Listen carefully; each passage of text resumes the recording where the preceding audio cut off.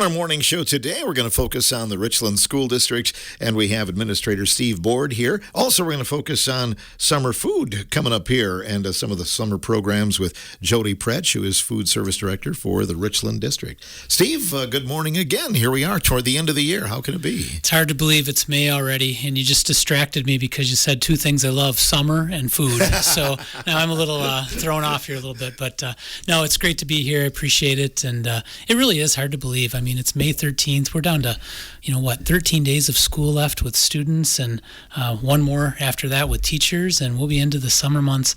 It, you and I were talking before the show. It felt like the winter kind of drug on a little bit. It was a cool spring, and it drug on a little bit, and just from a work standpoint until spring break. But boy, after April 1st, it has just been nonstop busy for us. It is just flown by. The month of April was non-existent. We're in the middle of May right now, and exciting times. It's always great this time of year. There's this feeling amongst kids and students, right? They're not kids. Most of them are young adults, but there's this eagerness to get out, and they all understand that it's getting close. But yet, a lot of them, the summers, they enjoy school more than they think. And the summer's not necessarily always great for them to be able to stay connected with their friends and see their friends every day. And despite what they would say, the teachers and the adults in their life, they enjoy seeing every day as well. So it is this kind of bittersweet time, but you can definitely sense that there's this excitement in the air and kind of a cool opportunity, for students as we wrap up the year, and AP testing going on, and class trips, and just kind of all that stuff wrapped into one. It's a fun time of year.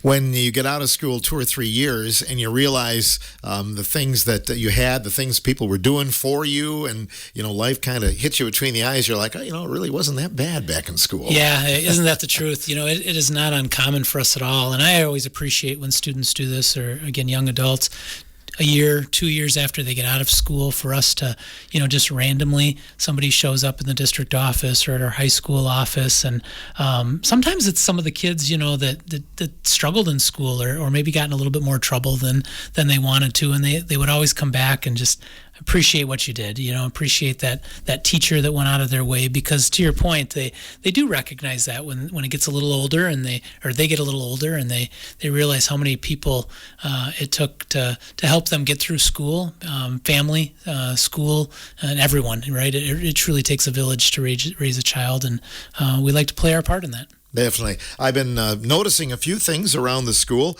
driving in through the Covered Bridge Road entrance. I'm seeing some cement posts putting up. I guess you're going to have some new lighting that's going down that road? Yeah, down, let's see. Well, Hive Drive, of course, is owned by the city now, but Hornet High Road, which goes out past our athletic complex, baseball and soccer fields, practice fields, out towards Covered Bridge, that is going to get, as part of the referendum project, is going to get some lighting on there, as well as when they're adding power, adding some ability to have some cameras on there, so that we can have better security throughout our school system. We've got really good security cameras on our building, but it is nice to be able to have auxiliary cameras in our parking lots and down those roads. So not only will it be more lit up from a security standpoint, but we'll also be able to have some camera coverage as well. So yeah, those foundation pillars are being put up right now, and things are starting to happen both at the intermediate school and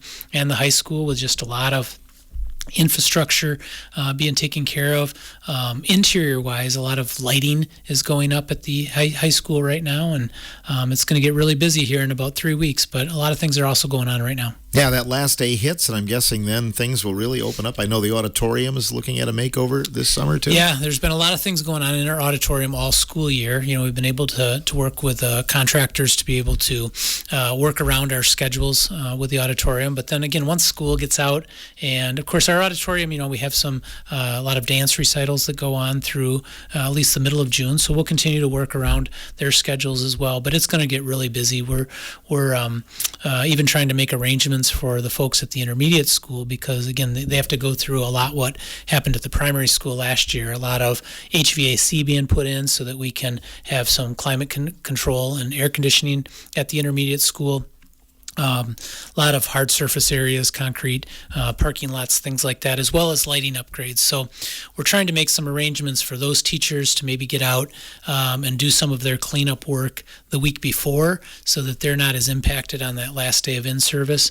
But boy, June 3rd hits and it's all feet on the ground, and it's going to be happening at both those buildings. Still a little bit of work to do at the primary school with some of the things that they couldn't do from a landscaping and exterior standpoint. But for the most part, the primary school's done, and a lot will be happening at the intermediate and the high school this summer. Is the school celebrating its 30th birthday? I'm thinking it's getting close. It is 1996, 2026. So yeah. I think if my math is correct, I believe that is 30 years. So I guess that's something we'll have to talk about here, because I believe next school year will actually be the 30th, I believe, because that was the 96-97 school year. So I'm sure, knowing Carrie Stoltz and her forethinking, I'm sure she's got plans already secretly going on behind the scenes on what we're going to do. It'll probably be a surprise birthday party, so I'm sure we'll do something. I'm still guilty of saying the new school, And I am as well, and here it is, 30 years old, right? It's crazy to think that. I do the same thing with like American Family Field, right? It just feels like such a new building and all these new things, and it's decades old now, and as is our school, was just recently built, or shortly before that. And hard to believe 30 years that school's been in existence and still in tremendous shape, but it does need some updates here and there, and that is one of the nice things that we're going to be able to do with that referendum dollars, is be able to get some of those things a little bit more modernized. From again, we mentioned the auditorium, but sound and lighting, a lot has changed in 30 years, and that is a lot of the infrastructure from a sound and lighting standpoint is 1996 technology, and even though it was cutting edge technology at that time, it's outdated now. And so having that space, getting a complete overhaul from a technology standpoint, and then, as I mentioned, lighting being upgraded, all LED, all dimmable, just such a nicer light for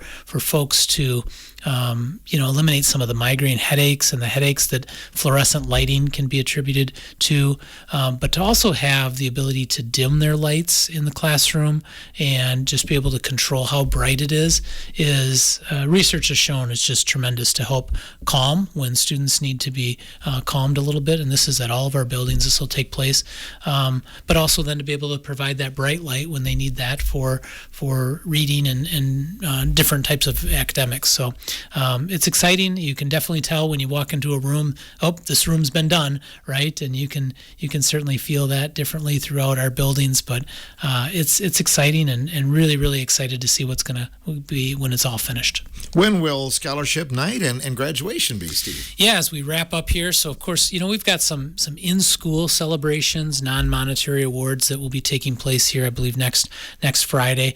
But our big scholarship night, our monetary scholarship night, that'll be on Wednesday, the 27th. And so, of course, our public is invited to attend. All of our parents are invited to attend. There's no ticket limitations or anything like that. That'll take place in our high school auditorium, the same place we were just talking about. And again, I'm just going to take this as an opportunity to thank all of the folks who donate money to not only our school, but our area schools, to be able to give back to our students in the form of scholarships. I mean, I believe that over the last several years, every single one of our seniors who have applied for a scholarship has gotten something, and that is just a tribute to the generosity that our community has and neighboring communities with their school districts to be able to give and be so generous to our senior class as they go on to whatever it is in life. It's not just, we call them scholarships in the traditional sense, but some of it is, to be able to further their education at a 4-year school. Some of it is at a 2-year school. Some of it is at a tech school. Some of it is in the armed forces. And some of it is truly just in the trades, and be able to help students get started, whether or not they have to purchase a toolkit because they're going to be working construction, or to be able to help purchase things to help them get their career started post-secondary. And so, again, just a very, very generous community that we have. And this time of the year, we do always get folks that say, well, I thought about that. What do I need to do to be able to donate? And again, reach out to our high school counselors. They would be more than happy to help assist. I'm not exactly sure if they'd be able to do anything this year. Most of those scholarships have been chosen or in the process of being chosen as we speak, but certainly able to get on the list for next year, as well as the Richland School District Foundation. A lot of the scholarships through our community are funneled through our foundation as well, and of course they're a nonprofit organization, and so businesses can benefit from having that tax write-off as well. So, but just the overall generosity that is, exhibited from, again, our community, but all communities as they support public education is just tremendous, and just hats off to them, and I thank them for that. And graduation, you have a special speaker lined up then? Yeah, well, unfortunately, they're going to have to listen to me for a few minutes, but no, they'll have a keynote speaker as well. And I'm not exactly sure. I believe that's Sonia Clarkson, I believe, is doing that this year, but I'm not 100% positive. But that'll be on Sunday, of course, our traditional Sunday, last Sunday in May, and that'll be on May 30th. So I believe the ceremony kicks off at 1 o'clock in the afternoon at the high school. That'll be in the gym. That is something that's limited with tickets. Every student will get a certain amount of tickets for their family, and then they will, if they need additional tickets, they want to make sure that they've got enough space, because we do generally pack our gymnasium during graduation. But it's a tremendous event and an opportunity for folks to see all of our seniors. I believe we've got 107 graduating this year, and walk across the stage and get their diploma that they've earned through, for the most part, what has amounted to 14 years of schooling. And this is a big day for them, and graduation is something that happens at all school districts, but it really is an important day for them to be able to get that diploma that they've worked so hard for. And once they have that diploma, they've earned it. No one can ever take it away from them, and they will forever be able to check the box that says high school graduate. And that's a big deal, and something that they'll appreciate down the road, I'm sure. You a lot of times bring friends with you when you visit the morning show studio, so you've done that today as well. I have right? brought one of my dearest friends, one of our leaders of our school district, one of our directors. Jody Pretsch is a director of our food service program, and she's got some wonderful news to share. Hi, Jody. How are you? Good, thank you. Great to have you in here. So, how long have you been associated with the Richland School District? I believe it's between 30 and 35 years. Good for you. Great. And have you always been involved with the food services then? Yes. That's the only department I've worked in. Yes. How have things changed in that time for you? A lot has changed. I started out, I was going to 3 different schools when I first started to fill my day up. And then I got into the high school full time. It has changed a lot of different programs, different things that we have to serve, rules that we have to follow.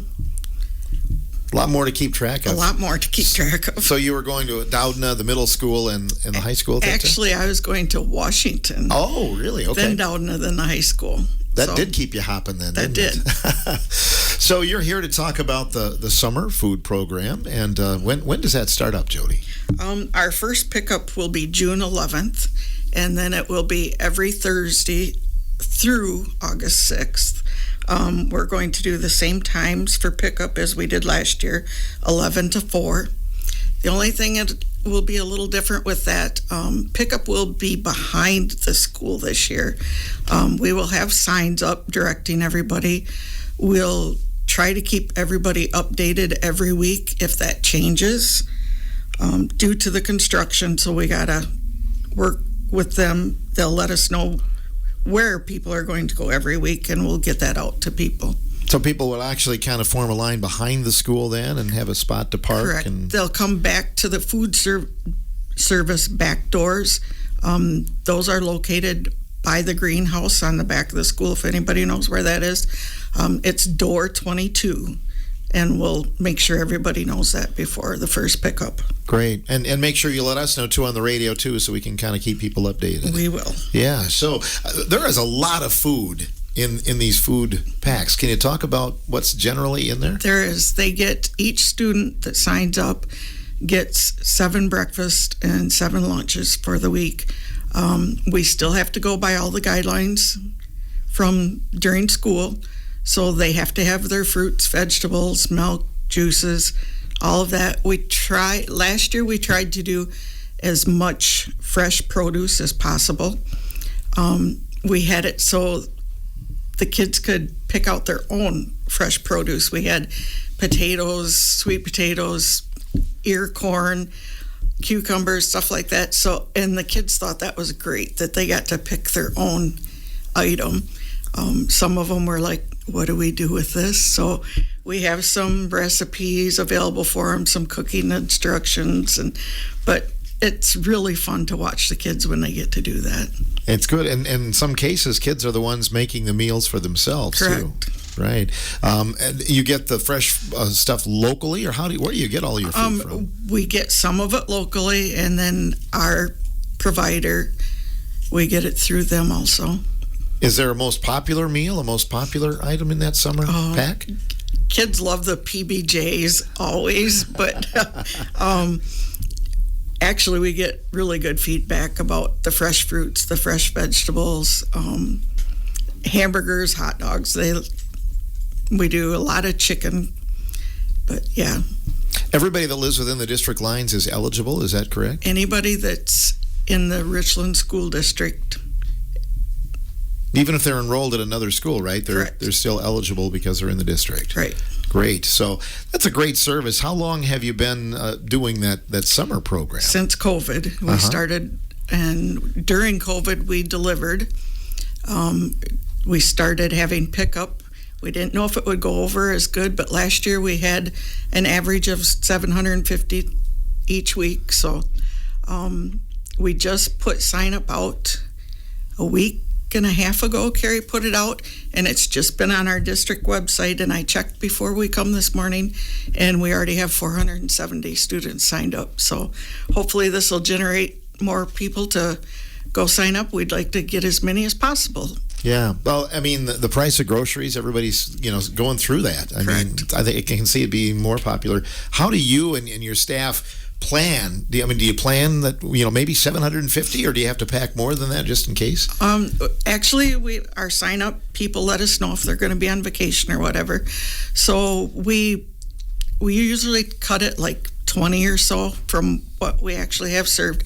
Then we can make some up quick if we need to. But yeah, we keep it real close to the count because pretty much everybody picks up.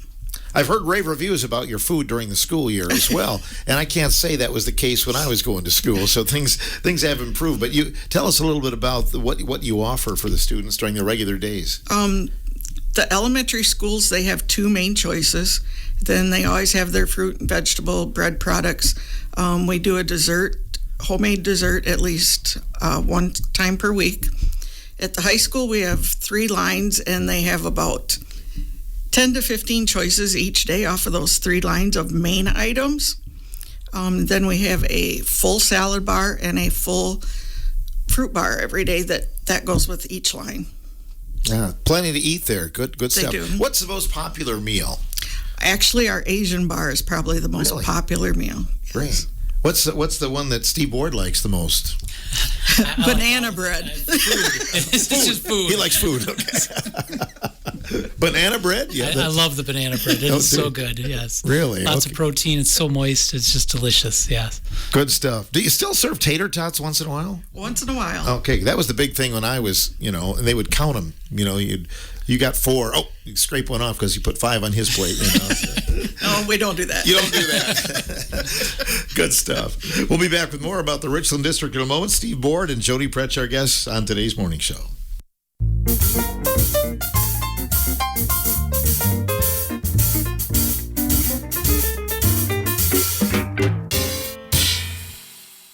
We We are spotlighting the Richland District today with Steve Board. Jody Pretsch is here as well as we talk about some year-end things. And Steve, I'd be remiss if I didn't ask about the budget, and that's been in the Wisconsin news this week. And in fact, the Assembly and the Senate may be voting on that right now, or at least talking about it. Yeah, boy, it's happened pretty quickly, and I think we and all public schools are excited for that.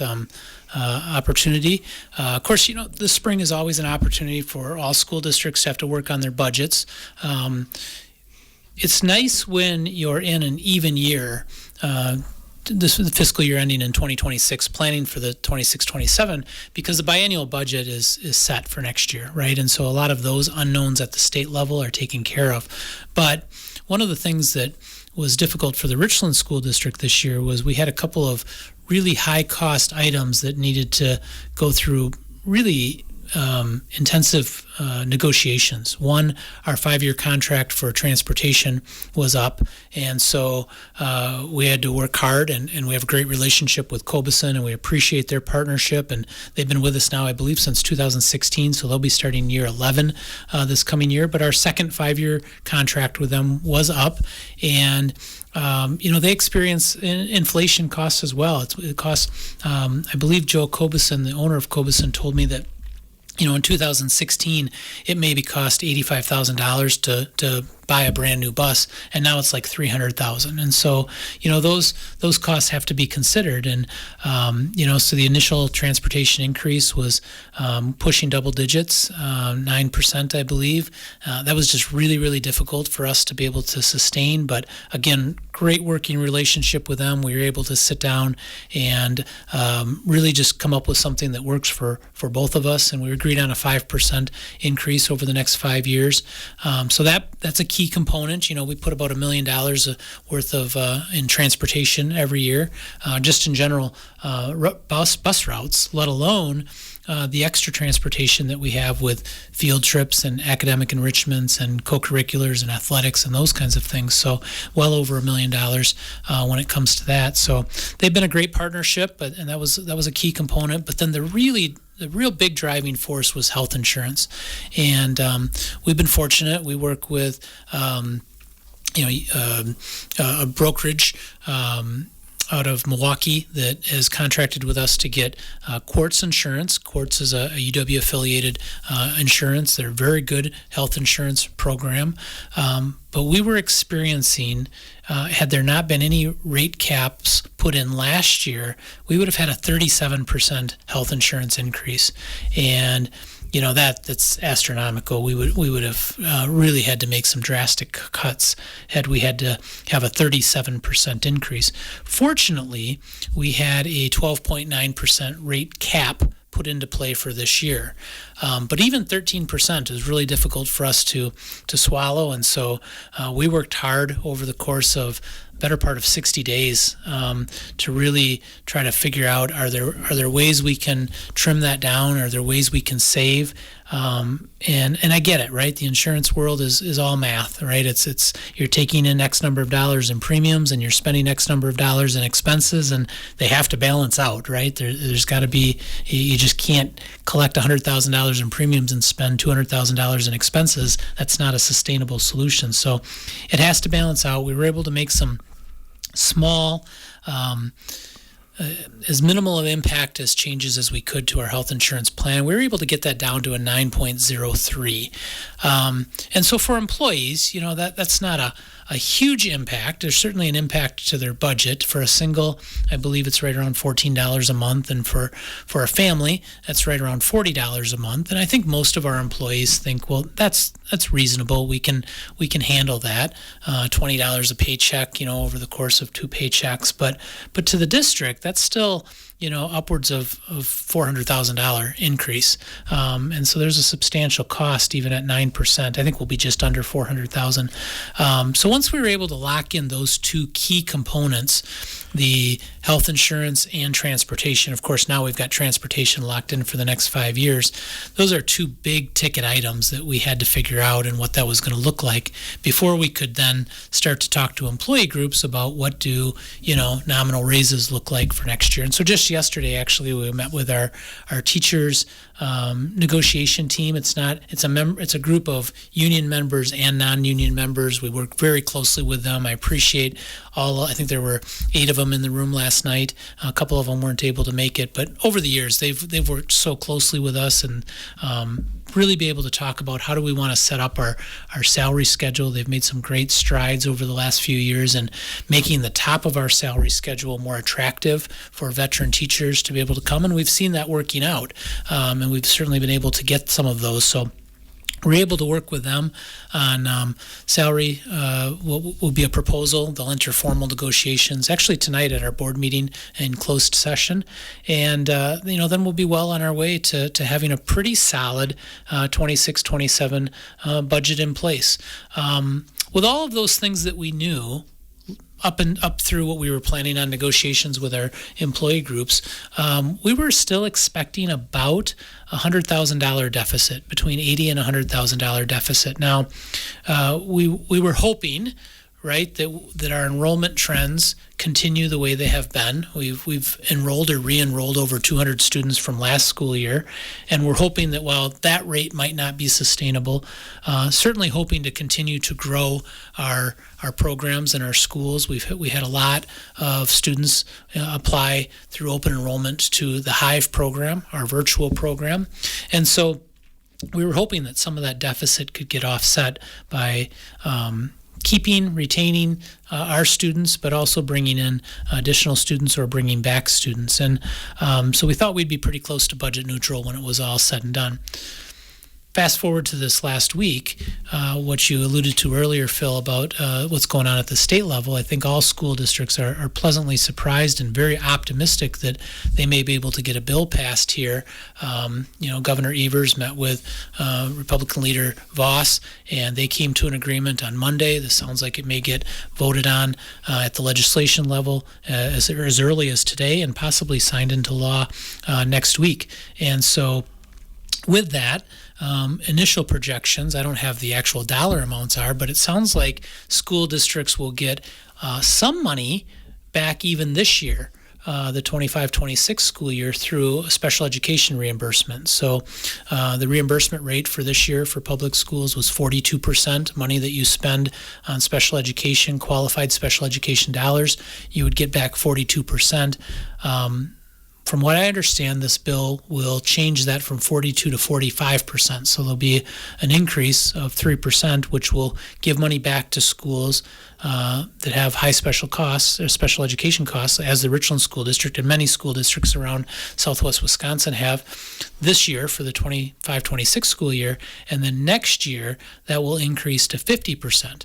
And so that'll be a substantial dollar amount, certainly well over $100,000 likely for the Richland School District, as well as other school districts. And so that too will help offset our costs. And I'm much more optimistic, one, that it's going to pass and that they've come to an agreement at the state level, and then two, that it will be enough to keep us at budget neutral or perhaps even a little bit of a surplus. And that's always positive. That's where schools want to be every year.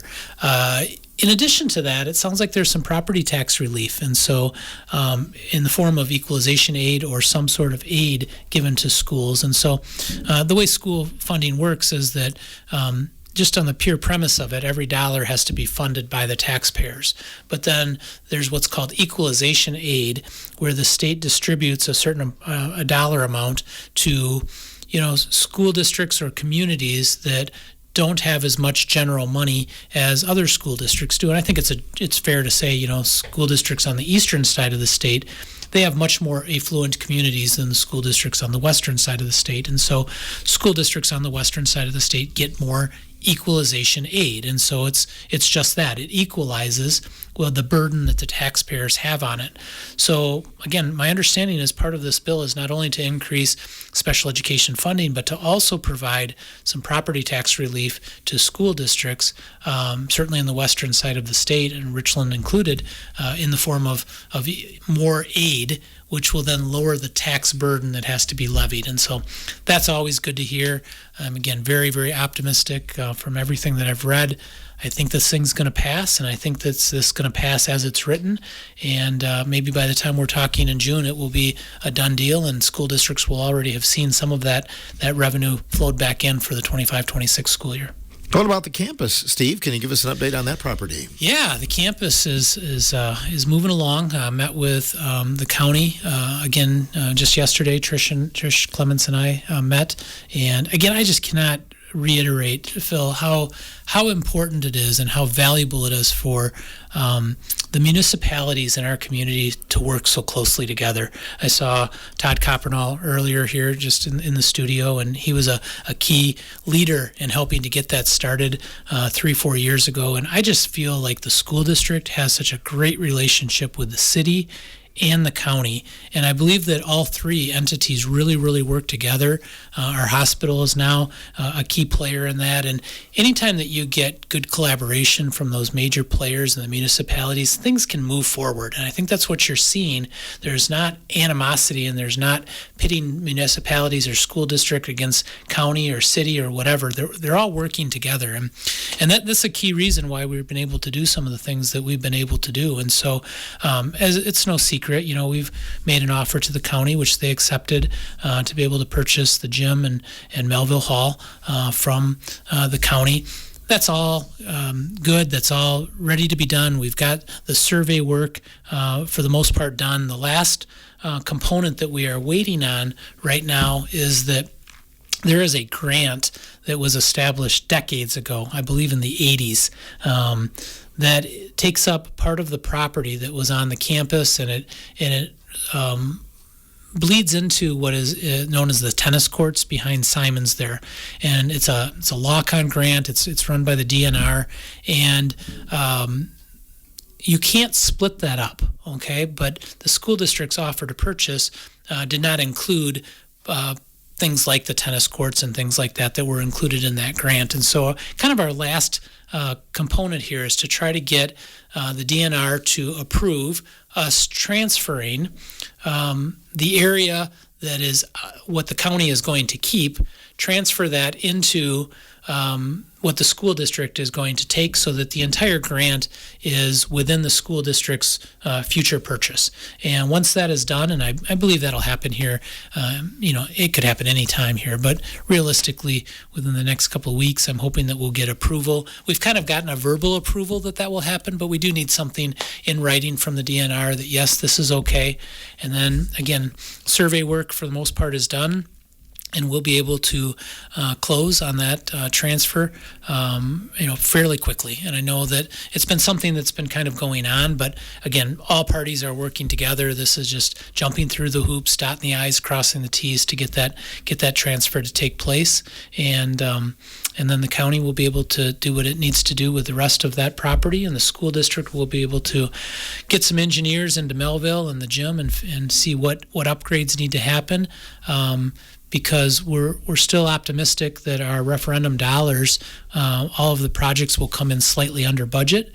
And so with the amount of money that's under budget, as well as the interest income that we've gotten on money that has been invested legally into safe, secure investments accounts until it needs to be spent, right? We borrowed $27 million, but we didn't write a check for $27 million on the next day. And so we've had an opportunity to earn about $1.3 million in interest. That 1.3 plus anything that we've got under budget, we'll be able to use that for additional projects. And part of the plan right now is to have that go towards some upgrades at the gym and or Melville Hall, as well as some additional things that we want to get done in our school buildings. So that's kind of all happening right now. And I think by the time we talk again, it will be a done deal, or at least we'll be able to say on this date it's going to be a done deal. But by the start of our next fiscal year on July 1st, I anticipate it fully being done, and again, just can't thank the city, the county, the hospital, and all the folks involved in them for having such a great relationship with the school and willing to collaborate. It's been wonderful. Recently, you completed your Hive Mind meetings. You had a couple of those involving district residents looking for input. Were they well attended?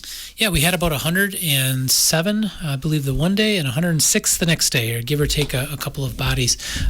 So very, very well attended, in my opinion. Getting a couple hundred stakeholders in a room together to talk about what they want the future of the Richland School District to be, I think is tremendous. And again, kudos to our steering committee. This was a committee of 13 or 14 members, no administrators, no school board members. These were community members, and they planned the event, they organized the event.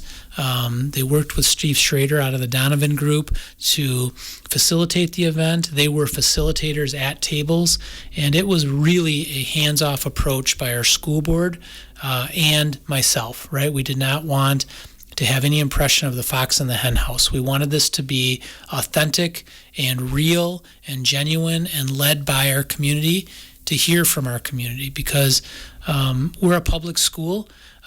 We should listen to no other voice louder than our public, right? And so this is what that two-night event was. Last Sunday in April, the 26th, then again on Wednesday, the 29th. And so every piece of every voice that was stated something at their tables, everything was recorded and is in a Google Doc and will be captured and available at some point here in the near future for all of our public to see. And they will literally be able to go through that. And if they made a comment at a table, that should have been captured at their table by the scribe, and it should be entered into the database. And so they should be able to literally see every comment that they said, as well as every comment that everybody else said. And so now the next step in that will be for our steering committee to reconvene that group. Their first step was to plan the event. Okay, now that was a success. We got a lot of information, thousands and thousands of pieces of data.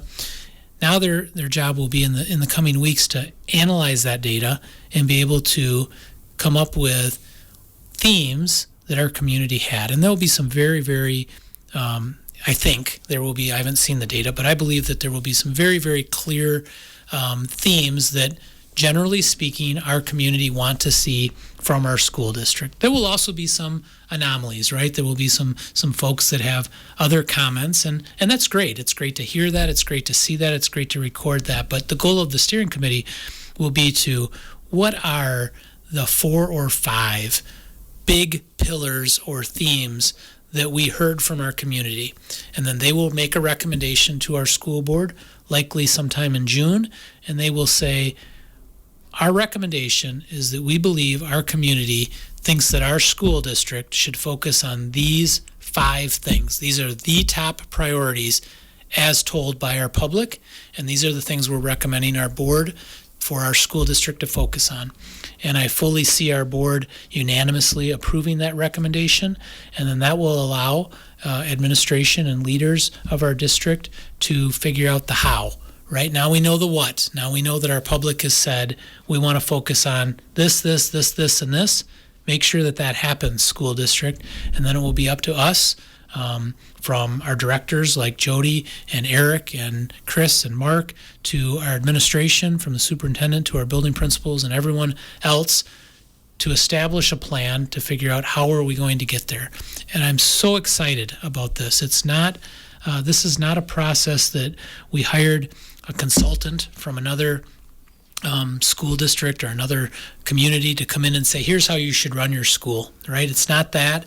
It's not our board saying, as a group of 7, this is how we should run our school, right? Because that's a group of 7, and they have their opinions, and they're entitled to those opinions. But this is hearing from our community, and our community is different than our neighboring communities, and it's certainly different than where a consultant may come from in their communities. And every community has its own uniqueness that has to be considered, and it's their public school.